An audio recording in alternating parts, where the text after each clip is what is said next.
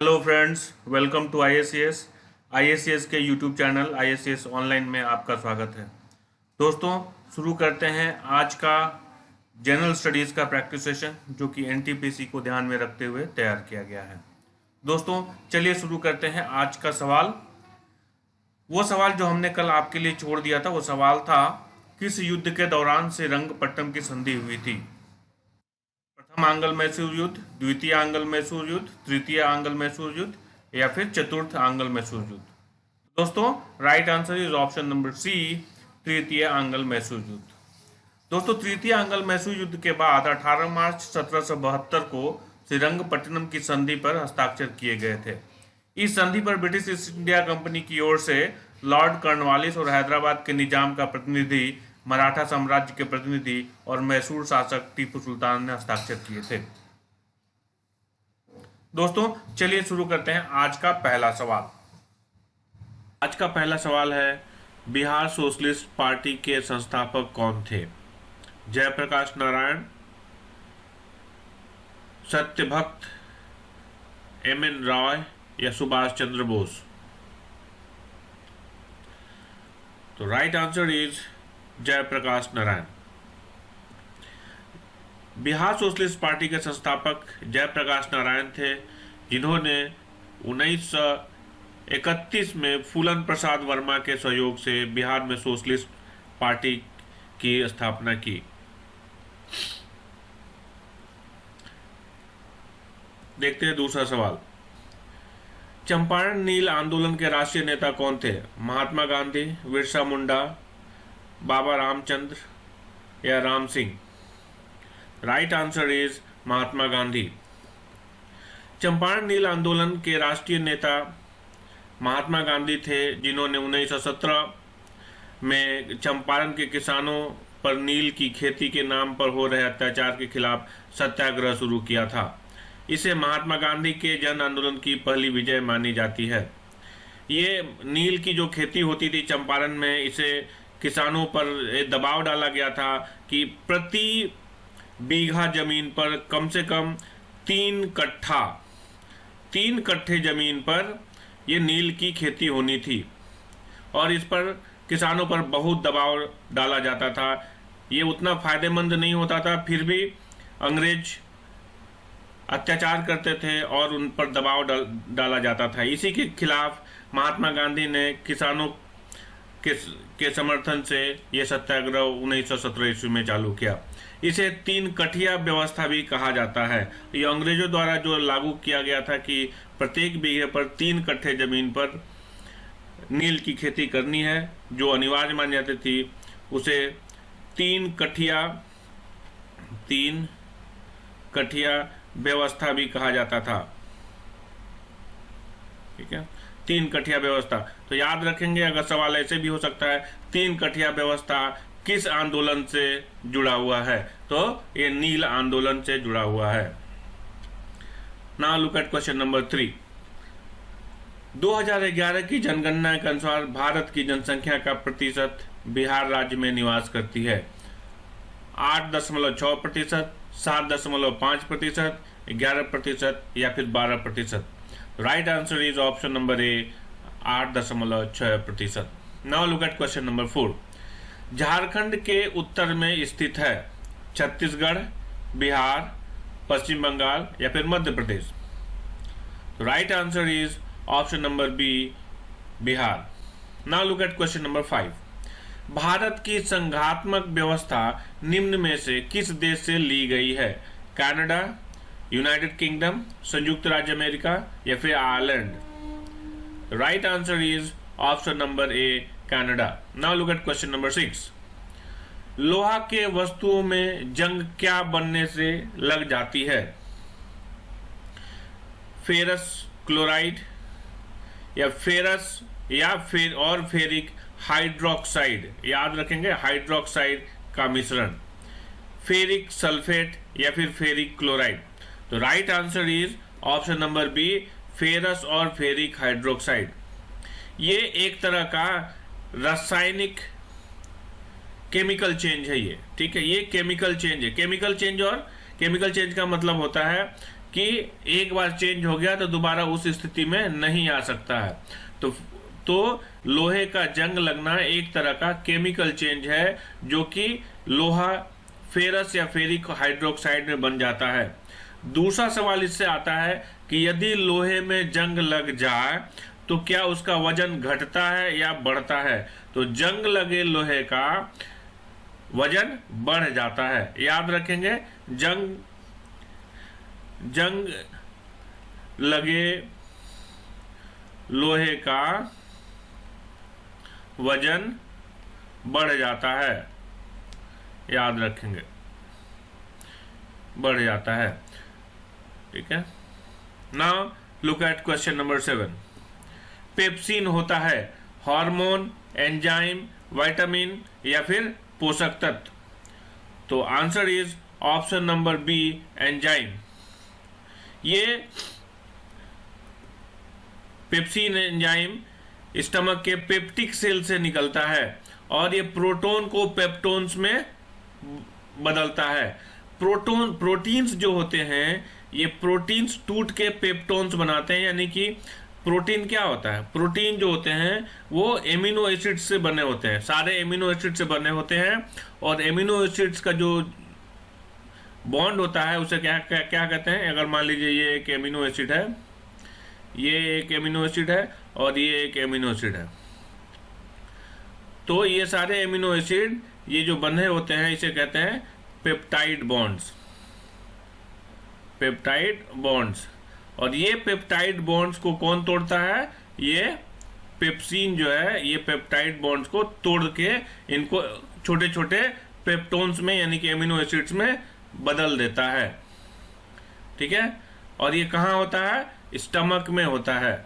आपको पता होना चाहिए स्टमक में पीएच का मान कितना होता है? 3 to 4। 3 to 4 होता है किसका मान? पीएच का मान। यानी कि जो माध्यम होता है वो एकदम अम्लीय होता है।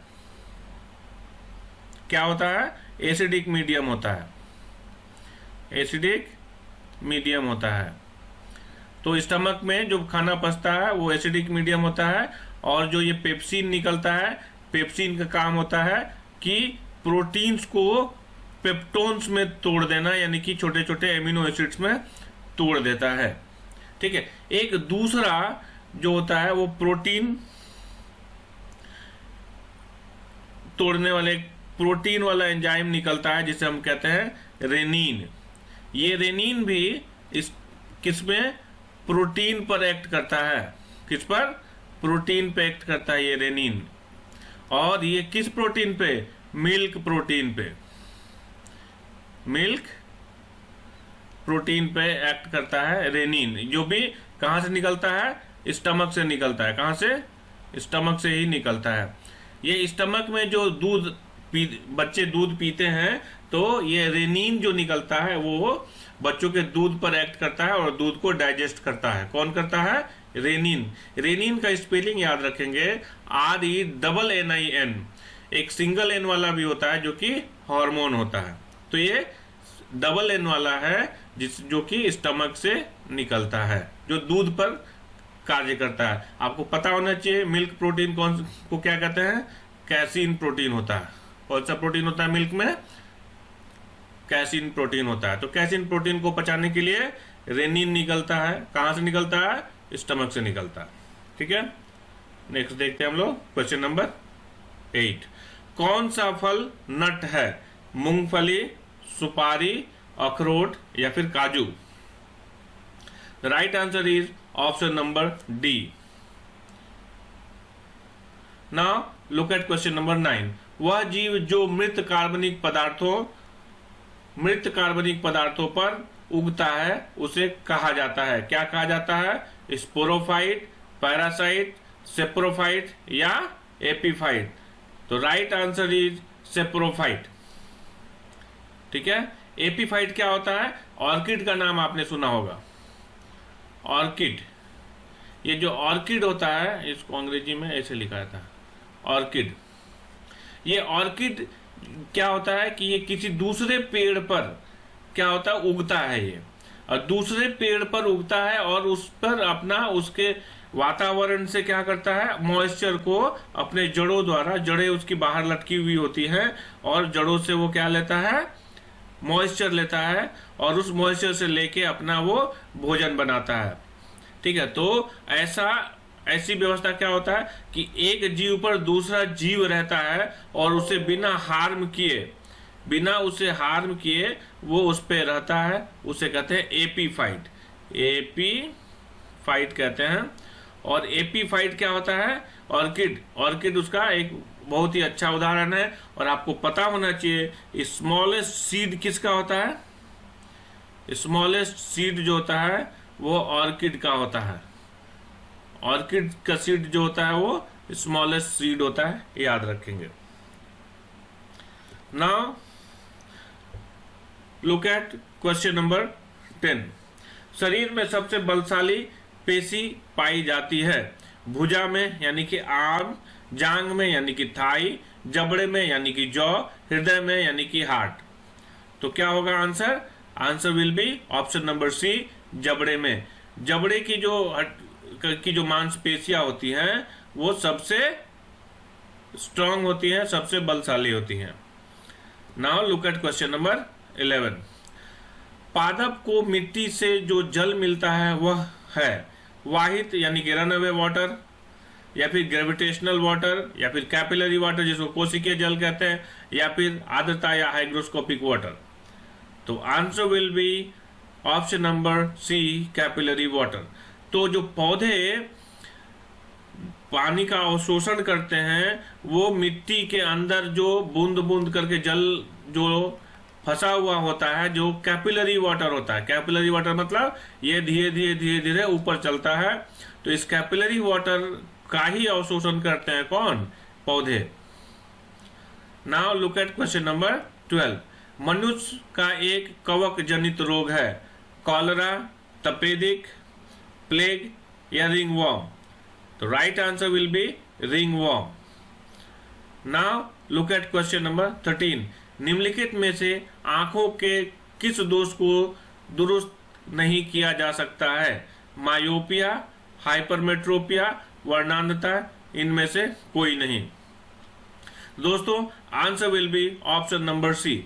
ये वर्णांधता जो होती है ये क्या होती है? अनुवांशिक होता है, अनुवांशिक होता है। और इसमें क्या क्या कौन कौन से कलर नहीं दिखते हैं? रेड नहीं दिखता है और ग्रीन नहीं दिखता है। जिसको रेड नहीं दिखता वो प्रोटोनोपिया कहलाता है। क्या कहलाता है? प्रोटोनोपिया।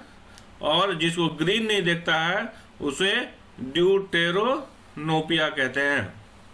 और ये कैसा होता है? अनुवांशिक होता है।